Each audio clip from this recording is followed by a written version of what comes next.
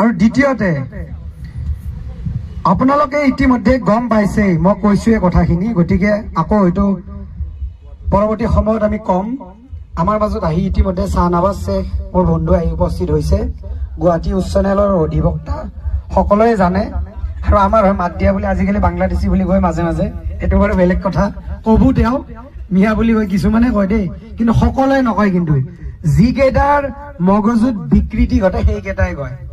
বহুত বেলেগ বেলেগ ধৰ্মৰ মানুহেও শাহনৱাজ আৰু বহুতেতো কিছুমানেতো বাঘ হাজৰিকাক চিনিয়ে নাপায়।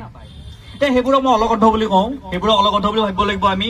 আৰু এনেকুৱা কিছুমান যিবোৰ জাবৰ আছে আমাৰ ছচাইটিত, যিবোৰ জাবৰে হিন্দু মুছলমান কৰে, হিন্দু মুছলমানৰ মাজত মানে ভাগ ভাগ ৰাখে, সেনেকুৱা জাবৰক আমি আঁতৰাব লাগিব ছচাইটিৰ পৰা। আৰু সেনেকুৱা জাবৰৰ কথা আমি শুনিবই নালাগিব। এই ওলাই থাকে না মাজে মাজে, আমি সকলোতে গম পাওঁৱে। কি কোৱা, দেখা নে নেদেখা? নাম নাম কবা নেকি? আমাৰ বহুত ওপৰত হয়, মই এনে সুধিছো।